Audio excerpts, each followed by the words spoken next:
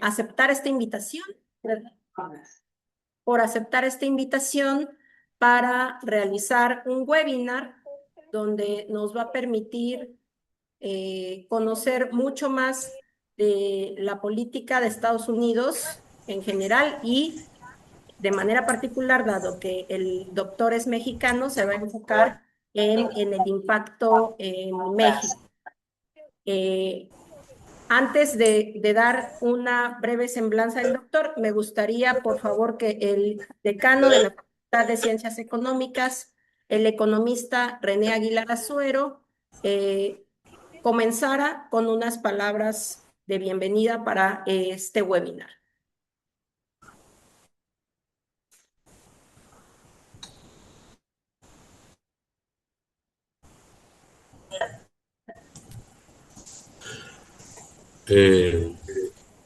Buenos días a todos.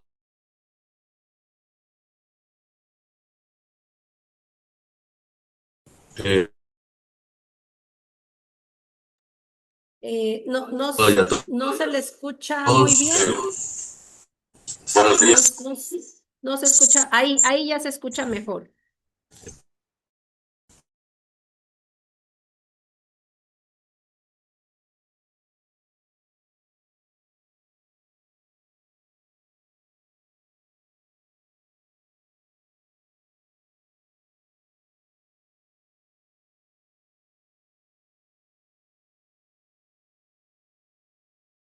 Bueno, parece que hay algún detalle técnico, ¿sí? Entonces, que ya debe estar ahorita por resolverse.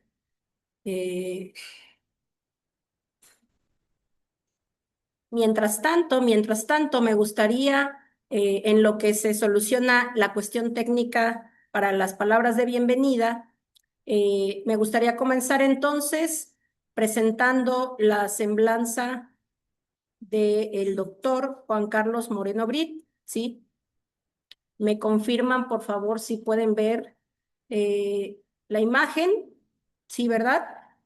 Bueno, es una muy breve reseña del doctor Juan Carlos Moreno Brit porque tiene un amplio currículum, ¿verdad? Entonces, el doctor es economista y académico de reconocido prestigio internacional, PhD por la Universidad de Cambridge, maestro en economía por el CIDE y matemático por la UNAM, profesor titular de la Facultad de Economía de la UNAM e investigador nacional nivel 3, SNI 3.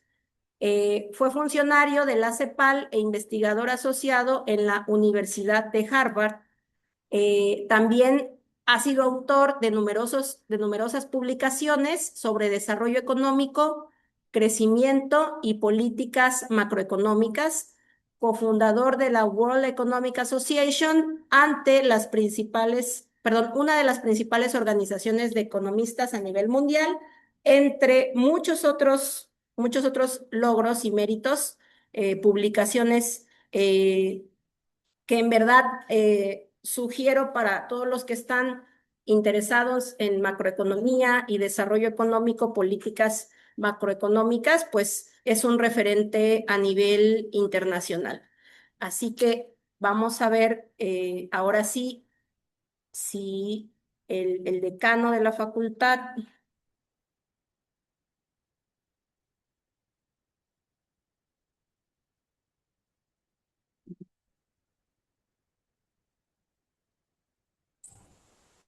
Buenos días a todos. A todas y todos.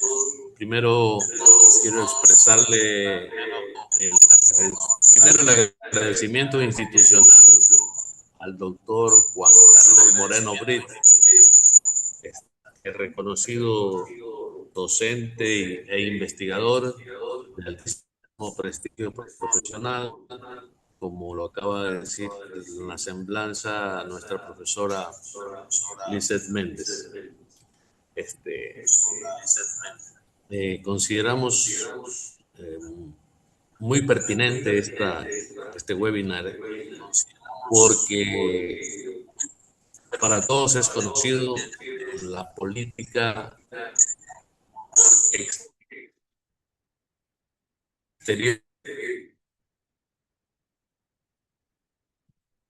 y política comercial, cuyas decisiones inciden directamente en las economías de la región, de la región. Bueno, y especialmente creo a México, que están ahí. Pues, Moreno Brit se nos serviría más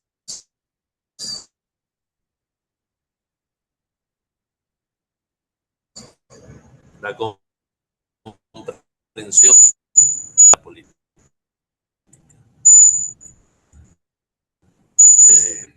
Saludo la iniciativa de Máximo, la intervención del doctor, y al Máximo, que seguramente nos va a hacer más empapados de la situación. Eh, desgraciadamente,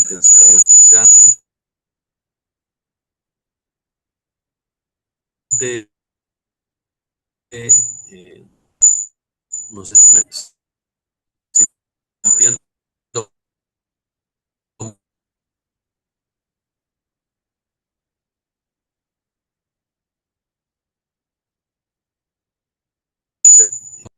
mucho. No sé si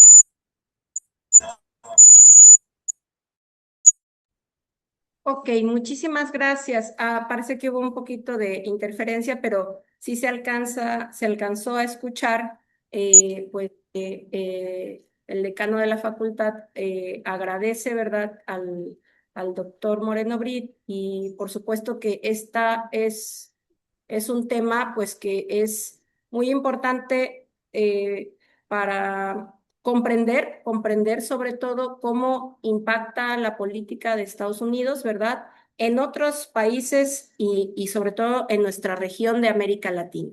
Así que, sin más preámbulo, pues le doy paso al doctor Juan Carlos Moreno Brit para que comience su presentación. Muchísimas gracias, doctora. Un gran gusto, y un honor verla otra vez. Haber estado usted allá y agradezco mucho las palabras del decano. Y bueno, me gustaría ver si se puede compartir la pantalla. Claro,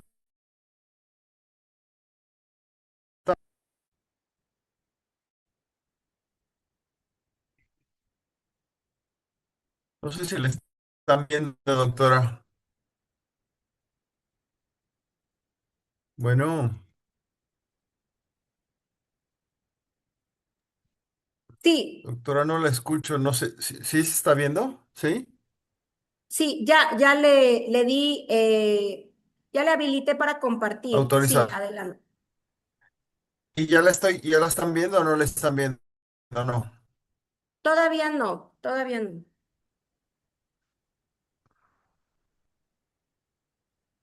¿Ahora sí? Sí, ya se ve. Ya. Bueno, ya se está, Perfecto. Bueno. sí, ya se puede apreciar. Muchísimas gracias. La tecnología se ve que a veces en vez de unirnos nos separa. Pero bueno, agradezco mucho las palabras del decano, muy, muy amable. Y comenzamos. Este primer punto que quisiera es, reitero mi agradecimiento. Un gusto estar acá. Y un tema que el doctor tocó, él mencionó la política exterior de Estados Unidos y la invitación que me hizo la doctora Méndez era hablar de la política exterior de Estados Unidos, pero Estados Unidos siendo tan importante para México no solo es la política exterior, exterior. Entonces, bueno, en esas vamos y déjenme sobre las posibles impresiones que a veces tenemos, es que Estados Unidos nos golpea a México y a Canadá, otros como si fuera una ola espantosa que nos va a hundir. Esa, por cierto, es una pintura y esa es su impresión de lo que iba a ser la apertura de Japón al comercio internacional. Es una cosa muy bucólica también de una artista japonesa. Y bueno, seguimos. Quisiera nada más rápidamente compartir con ustedes este marco analítico de qué es lo que determina el crecimiento. Pues, este es de América Latina, es una gráfica de la CEPAL, pero ¿qué determina el crecimiento económico de la región? Tenemos tres, tres grandes restricciones. Sería,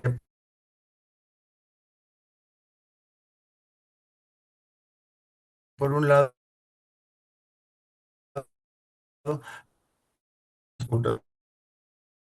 las crisis espantosas de divisas. Entonces,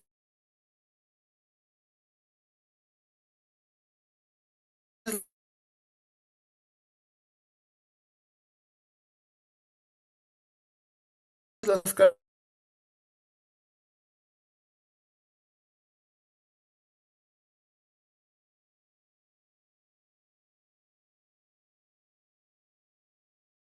bono de la pauta de crecimiento. Y otro es la necesidad de crecimiento social, si quieren, es la necesidad de absorber a nuestra creciente fuerza de trabajo, sobre todo en empleos dignos y aún más si quisiéramos.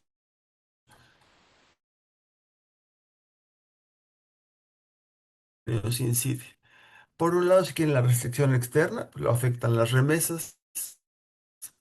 Mientras más remesas, bueno, tenemos que nos apoyen esas remesas. La migración nos ayuda a, a bueno, a eliminar la restricción laboral. En la América Latina van a otros países. Entonces, bueno, me voy a concentrar en México. México, en la medida en que está exportando, por decirlo así, era medio millón de mexicanos que se iban al año a Estados Unidos, bueno, hacían menos presión en el mercado laboral como beneficio.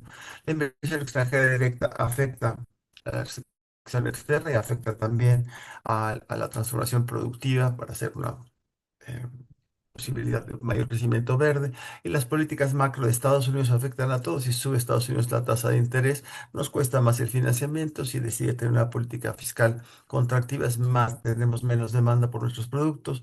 Las restricciones laborales que ponga Estados Unidos, desde las que nos pone a través de tratados como el Telecan y el TEMEC, y las restricciones ambientales, si Estados Unidos decide, como ha estado haciendo ahora, favorecer el petróleo, bueno, pues muchas inversiones que podrían haber venido a México en otros, el tema de inversiones limpias, pues no lo hacen. A lo que voy es que todo el crecimiento, el desarrollo de México está afectado por la política norteamericana. Una historia muy breve para los que no la conocen, la historia de México. México en los 50 y fines de los 80 creció muy rápidamente con el modelo basado en la sustitución de importaciones liderada por el Estado de la industrialización. Después de ahí vienen las reformas de mercado y lo que ocurrió es que la relación dejó de crecer tan rápido el producto por trabajador, dejó de crecer el capital por trabajador y en consecuencia se estancó el capital por trabajador, se estancó la productividad y hemos vivido 40, 50 años prácticamente de un retroceso. Estamos sumidos en una trampa de lento crecimiento, desigualdad y pobreza. La inversión, esto es bueno, para los que no conozcan, ¿qué fue lo que hicimos en esas reformas neoliberales o de mercado? Bueno, gracias al Plan Brady, o en fin, logramos reinsertar. Esta fue la época, la década, bueno, los 6 años perdidos en el caso mexicano. En el 86 logramos reinsertarnos. No es que pagáramos la deuda, pero se hizo una renegociación. El Telecan entra acá y vean ustedes, esto es cómo cambiaron las exportaciones mexicanas, fundamentalmente hacia Estados Unidos. Estados Unidos es nuestro principal destino. Pasaron las exportaciones de manufacturas de ser menos del 20% a ser el 80 y tantos por ciento, ya hacia Estados Unidos. Y esta es una gráfica que nos pinta cuál ha sido la historia de México en términos de su crecimiento. En los 50 hasta el 81 crecimos muy rápido.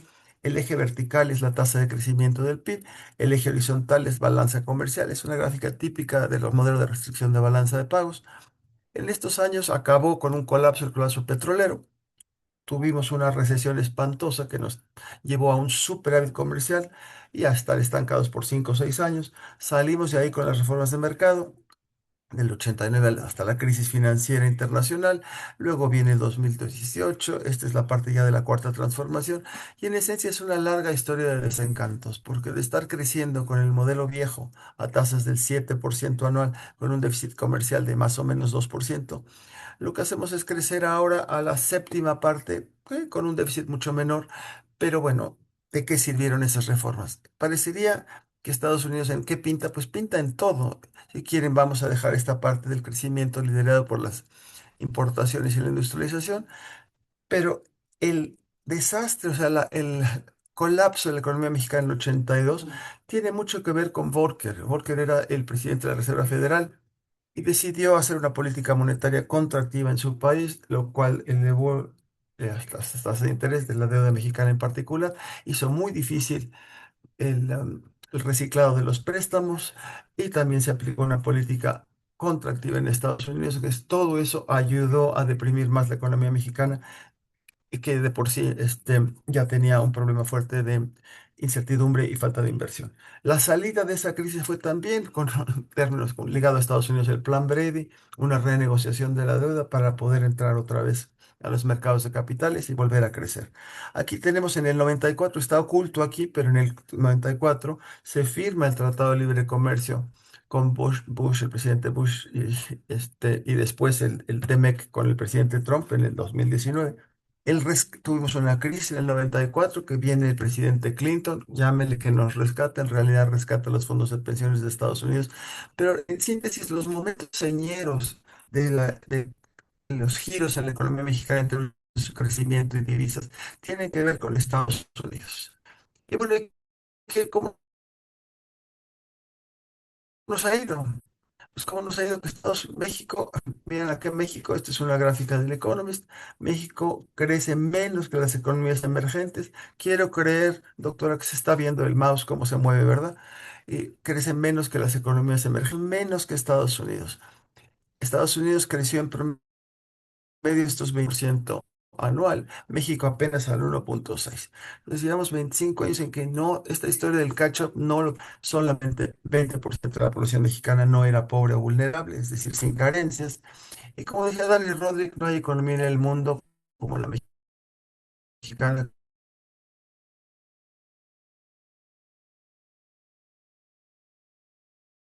con un contraste tan agudo entre su éxito externo y su fracaso interno. Hicimos todas las reformas de mercado posibles, muy ligadas a Estados Unidos. Somos el principal proveedor de Estados Unidos. ¿Qué está de bueno, toda esta historia? Decía alguien tiempo atrás, que estamos lejos de Dios y cerca de Estados Unidos, pero bueno, esa es la historia. México fue de las economías que menos creció en el 2019-2024. Crecimos apenitas por encima de Argentina. Cuando le ganas a Argentina en fútbol, lo puedes presumir. Cuando le ganas a Argentina en tasas de crecimiento económico, con todo el respeto a es la que menos creció. Muy 20, 26, aquí está lo mismo. Seguimos sumidos en esta trampa de lento crecimiento. ¿Será por Estados Unidos que estamos en lento crecimiento? Pues es un poco difícil de decirlo, pero lo dejo por lo pronto la pregunta en la aire. De entrada, ¿qué tenemos? La inversión fija bruta, la formación bruta de capital fijo, lleva mucho tiempo por debajo del 25% que sería necesario para crecer rápidamente y lleva un buen rato ahora en tasas de desaceleración, si no es que de crecimiento, como dice aquí, en caída la inversión pública desde el 2025, si no es que antes, y la privada baja de antes. Tenemos un muy mal clima para inversión. Puede ser ligado a Trump, puede no ser ligado a Trump. Si ven ustedes, estas gráficas vienen de Banco de México. Dice, percepción del entorno económico está mejor que hace un año. Fíjense dónde se cruza la percepción del no y de la del sí. Se cruza a mediados del 2024. A mediados del 2024 no tenemos un efecto extranjero, tenemos un efecto endógeno. Aquí es exactamente lo mismo. Y no hay, las expectativas de inversión, perdónenme, se mueve muy fácil esto, las expectativas de inversión extranjera, no le podemos echar, esté cayendo, está estable, las expectativas están entre 40 y 45 mil millones. Y bueno, pues viene la pregunta, de hecho estaba motivada por la invitación que me hizo la doctora Méndez. Seguramente es culpa de Estados Unidos que México está sumido en esa trampa de lento crecimiento. Pues veamos, la política económica de México. La política económica de México ha estado, era muy prudente en todos estos años, hasta el 2008, que es la crisis financiera internacional. Y después, en respuesta a esa crisis, el presidente Calderón hace una política contracíclica, perdón, pero el presidente López Obrador le deja a la presidenta Sheinbaum un déficit fiscal del 6% del PIB. Un déficit que la obliga a ella a hacer una política de restricción. Y llevamos mucho tiempo en México en que, como no se hace una reforma fiscal, ¿cuál es la variable de ajuste? No me dejará mentir la doctora Méndez. Pues la variable de ajuste, ¿por qué? Pues es mucho más fácil recortarla que recortar programas de maestros, de médicos. La inversión pública es el futuro del país, y ¿quién protesta por el futuro del país? En general protesta nada más por el presente del país. Entonces, es más complicado cortar transferencias corrientes que cortar la inversión. Entonces, la presidenta Sheinbaum se enfrenta a la necesidad de hacer una política de ajuste fiscal del 26 cuando urge que México crezca. ¿Será culpa de Estados Unidos que tenemos ese desbarajuste fiscal? Paso a otra variable muy importante, macro, el espacio fiscal. ¿Cuánto porcentaje del PIB, digamos, en los gastos que el gobierno no tiene atados ya previamente a algún compromiso? ¿Cuánto de esos compromisos que representa, qué tan importantes respecto al PIB?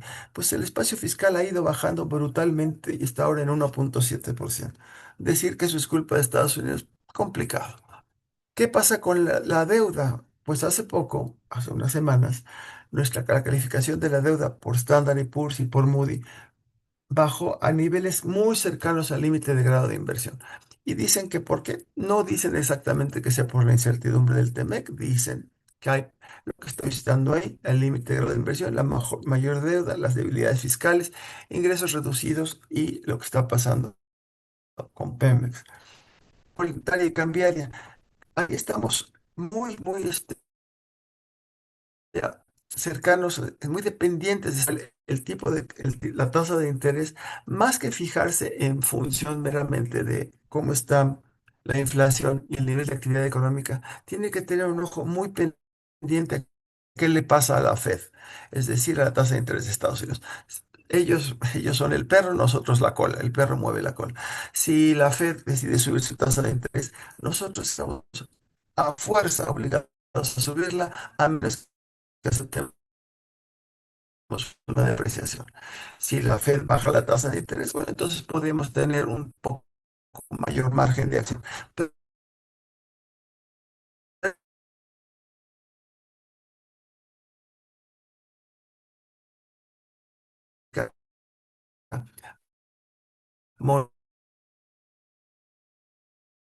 monetaria que está dependiendo fuertemente, no tenemos ningún control a la entrada, a la salida es otra historia, pero fuertemente de lo que pasa en los mercados financieros internacionales, esa diferencia de tasas de interés.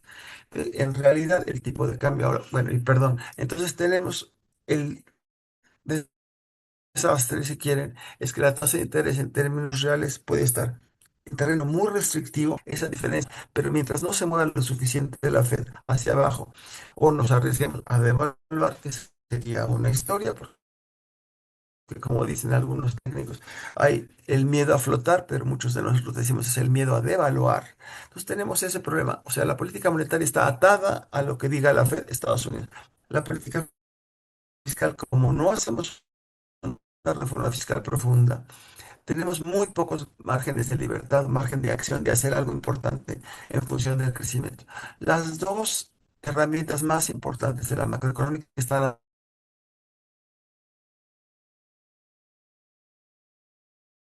los márgenes de libertad, margen de acción de hacer algo importante en función del crecimiento. Las dos herramientas, decir hace mucho tiempo, no me acuerdo si fue Kissinger que decía que lo que tenemos que hacer es educar a las élites que hagan lo que nosotros queremos que hagan. Podrías pensar esto, pero pues, se me hace muy complicado. En pero tenemos un problema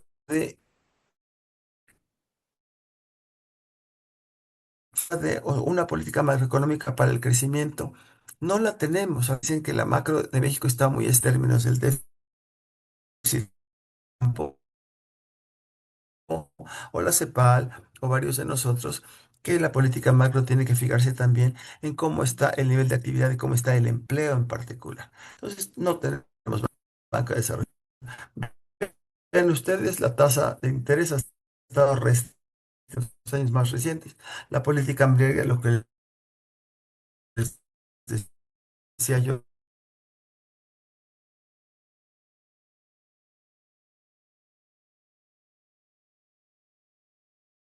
claro, pero México está encima de China, India, etcétera. Ese es otro tema que tampoco permite que las exportaciones crezcan mucho más o frenar la penetración de las importaciones. Los últimos 7 años el consumo creció muchísimo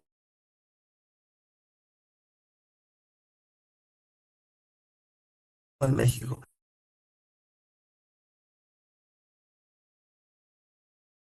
con una política de salarios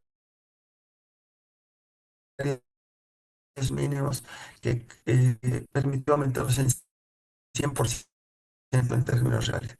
Esa política, por cierto, claro que fue del presidente López Obrador, pero también, promiso también ligar al TPP, al Tratado Transversal, perdón, laboral, porque era del siglo XIX. Entonces, bienes importados.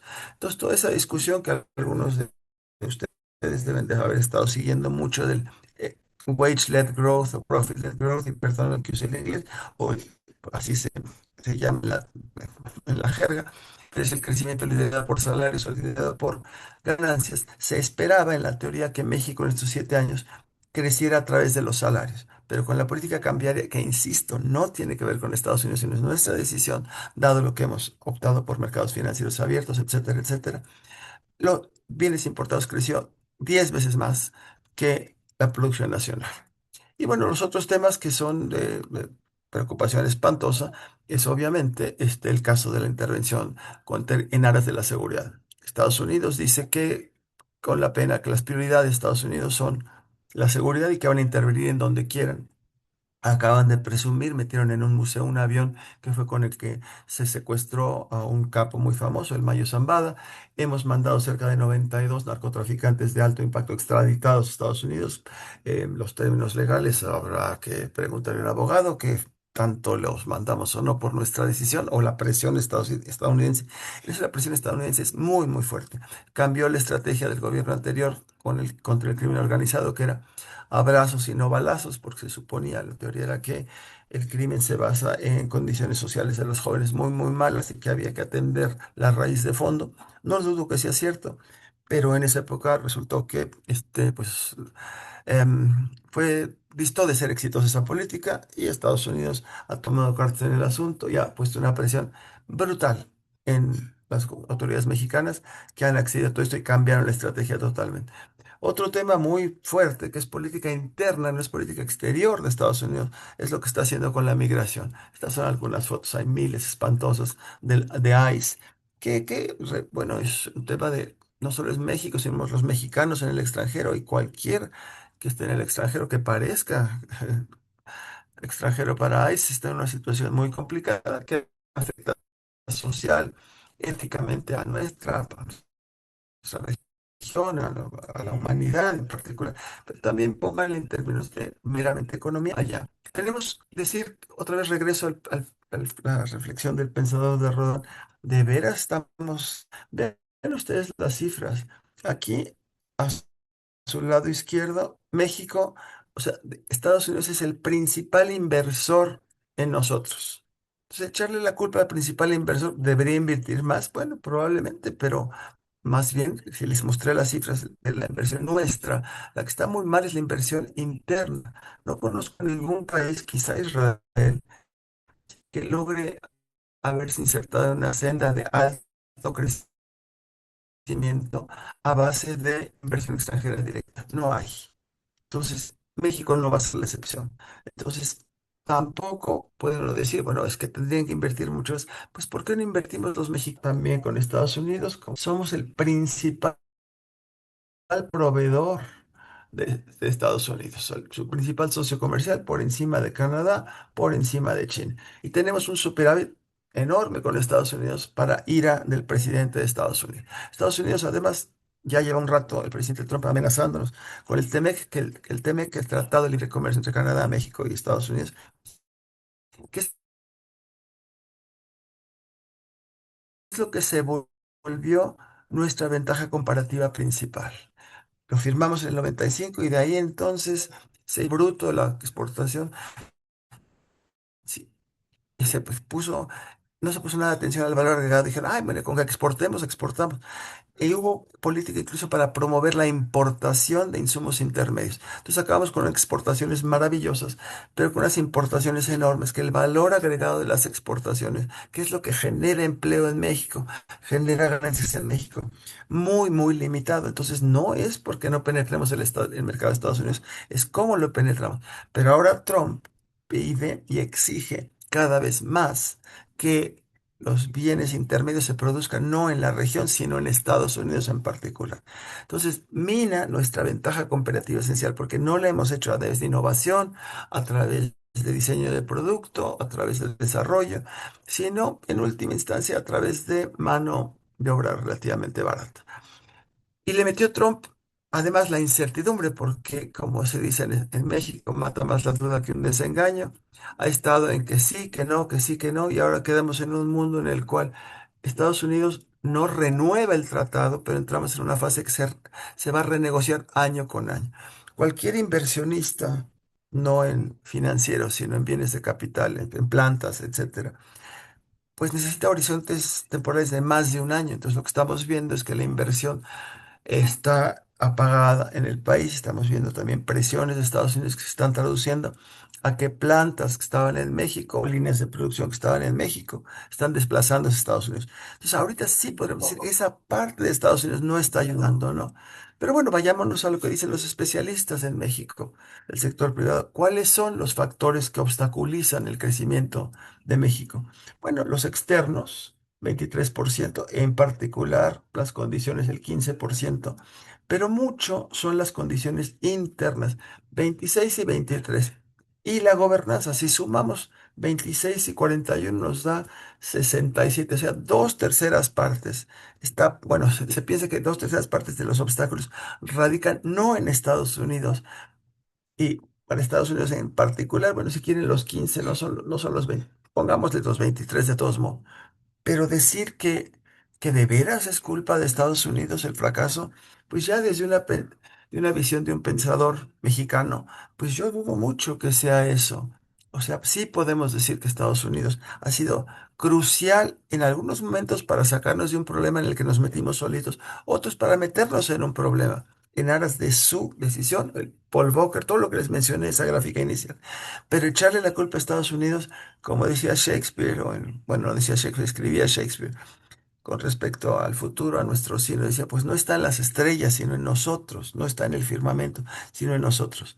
Y si quieren, bueno, se los dejo para que los comparta la doctora con ustedes, pues un refugio en la poesía, porque de repente dicen, bueno, echarle la culpa a los gringos de todo, pues se me hace más bien como esto que escribió Jaime Sabines, que la luna se puede tomar a cucharadas o con una cápsula cada 2 horas.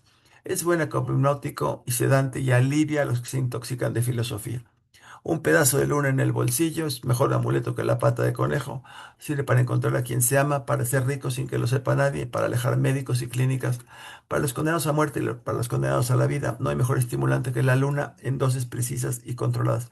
Es muy lindo para la vida, pero para el análisis, echarle la culpa a lo que ocurre en la luna o lo que ocurra del otro lado de la frontera por nuestros males, no creo que sea la mejor estrategia para tratar de superarlos. Muchísimas gracias.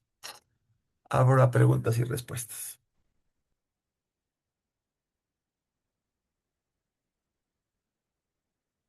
No oigo nada, ¿eh? Hola, Hola, hola. Hay un eco bárbaro, doctora. Por favor, obviamente, la presentación, si la quieren subir ustedes a su página de la universidad, con mucho gusto. Ay, una disculpa, es que tenía aquí un audio para el aula donde estamos con los estudiantes también. Ujú. Entonces, muchísimas gracias, doctor Juan Carlos Moreno Briz, por por este webinar muy interesante, muy actual, con esta declaración del presidente de Estados Unidos que amenaza con salir del TEMEC, ¿verdad?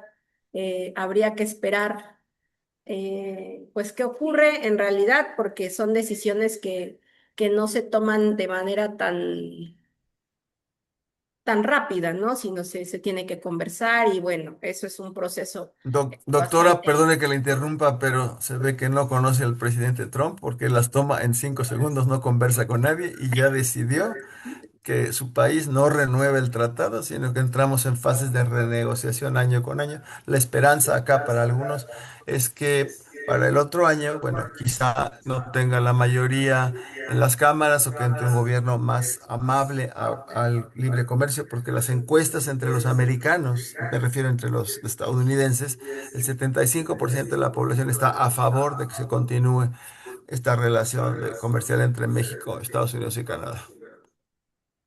Ah, pues muy interesante, la verdad que entonces ya es una cuestión de tiempo, ¿verdad? De tiempo. A ver qué Bueno, pasa, querida. a ver qué pasa. Entonces, yo le quiero pedir a uno de los estudiantes que está aquí, si quiere hacer alguna pregunta sobre la presentación que acaban de ver. Yo voy a empezar haciendo una pregunta para que se animen los estudiantes, ¿sí? Que son de modelos econométricos uno, así que ellos sobre todo deben de estar atentos a toda la dinámica internacional, ¿verdad? Que ahorita ocurre para el caso de México, pero Estados Unidos pues tiene tratados y impone aranceles no solamente a México, sino en otros países, ¿no? Lo cual es algo interesante a considerar. A mí me gustaría consultarle cómo esta decisión de no continuar con el TEMEC afectaría a la región de Norteamérica, o sea, porque cómo afectaría no solamente a México, sino a la región en general, y si esto pudiera afectar también a América Latina de alguna manera. ¿Se la contesto de una vez o sumamos preguntas, doctora? O sea, a la región de Norteamérica le afecta a los tres países. Es justa, su pregunta es muy, muy buena y toca el centro, el meollo de la discusión. Es que para el presidente Trump no tiene sentido hablar de la región de Norteamérica. Él, a diferencia de lo que vemos en el mundo, que se está hablando de regiones, o sea, es un regionalismo abierto en que Europa, Asia, en fin, compiten como región. El presidente Trump trata de patear eso y, bueno, está pateando esa piñata y piensa que el acuerdo regional fue en contra de los intereses nacionales de su país. En parte amenaza, bueno, en fin, esa amenaza se ha convertido en realidad por dos cosas, doctora. La primera es que, como usted conoce, usted además es gran econometrista, la incertidumbre es algo que daña a la inversión enormemente. Y la inversión es uno de los determinantes fundamentales del crecimiento.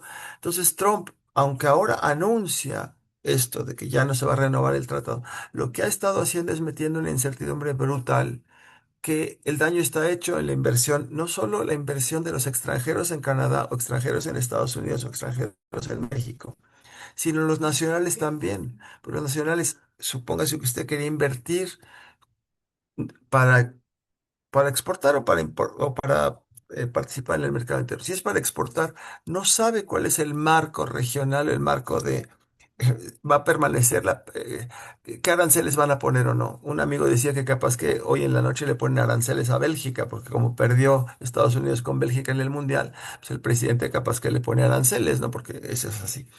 Entonces, en ese sentido, la región como tal pierde competitividad que ya le estaba perdiendo respecto a Asia. Esto es muy grave porque las decisiones, en vez de tomarse en función de eficacia, eficiencia e incluso cercanía se está tomando en función de envolverse en la bandera ideológicamente extraña de que el superávit comercial es lo que va a hacer fuerte a un país, muy vieja esa idea.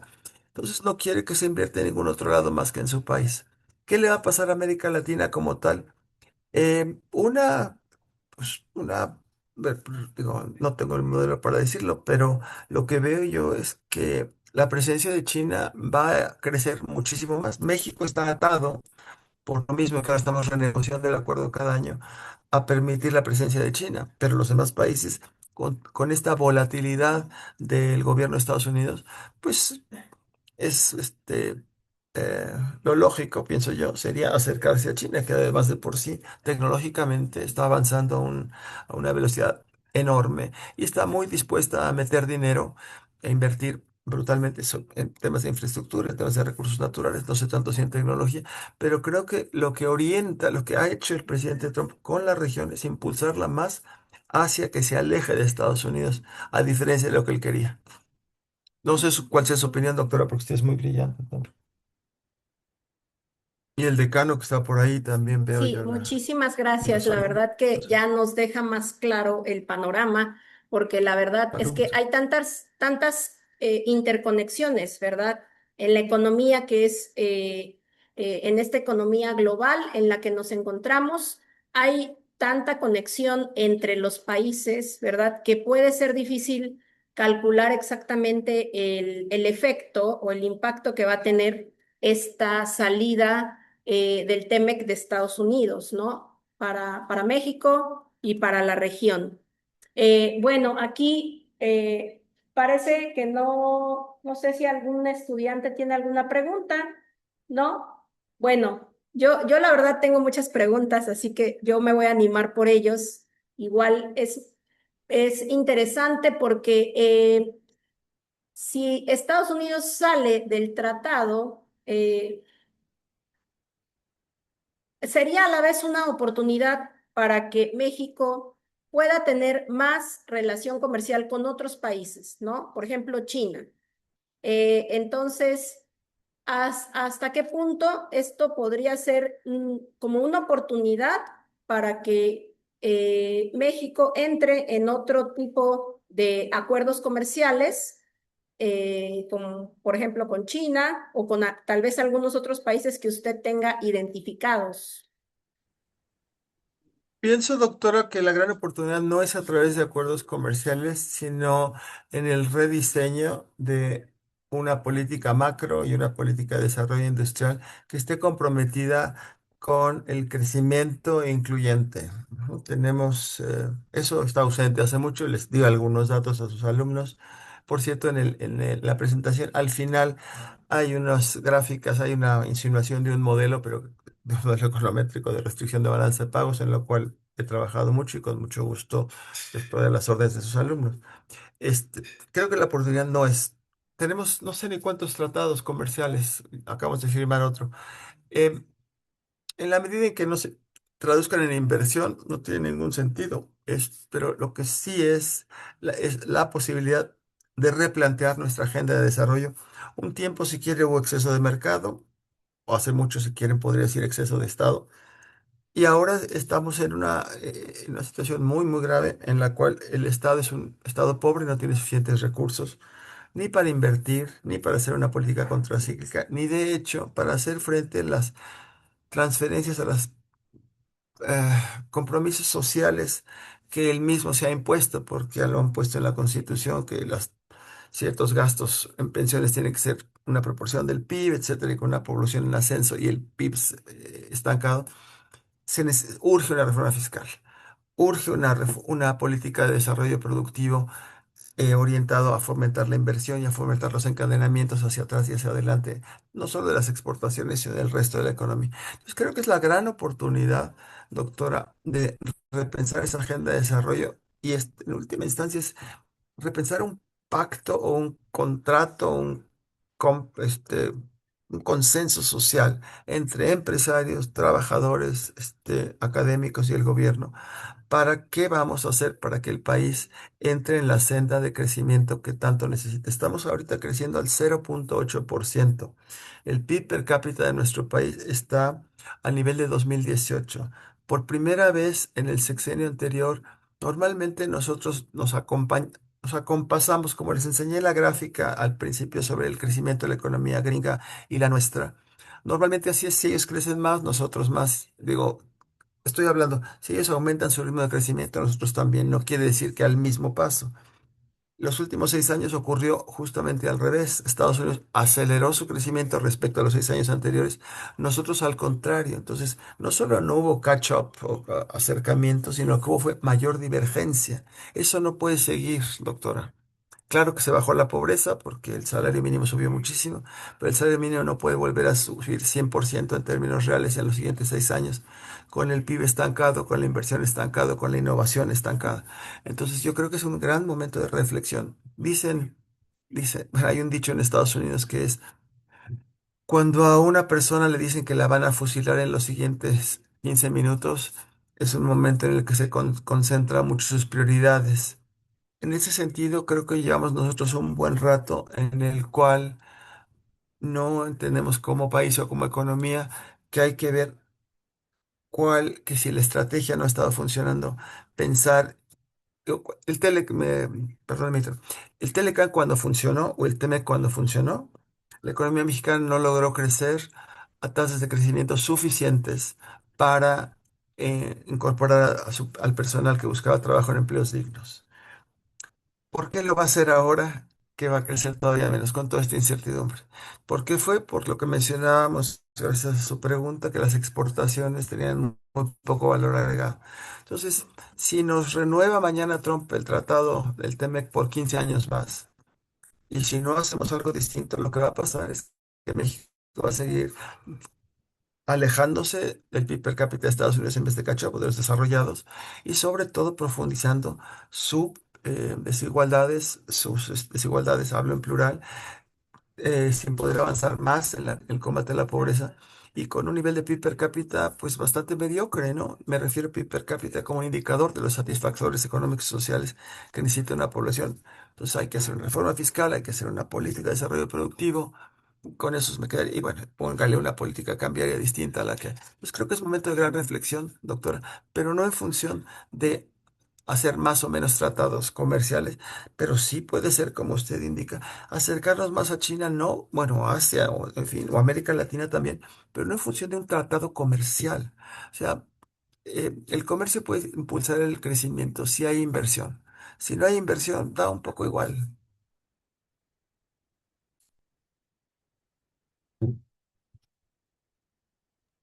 Aquí estoy. Muchísimas gracias, doctor. Bueno, dado que ya no hay más preguntas, más bien solo me resta agradecer por su valioso tiempo, por aceptar la invitación, pues en nombre de las autoridades de la Universidad de Guayaquil, de la Facultad de Ciencias Económicas, del decano René Aguilar, que está aquí presente también, sino que tuvo una ocupación, y también pues a nombre de los estudiantes, que bueno, ellos que son el futuro, ¿verdad? Son el futuro de, en este caso, pues también de Ecuador, pues que es un Claro. país que si bien tiene unas características muy particulares, ¿verdad?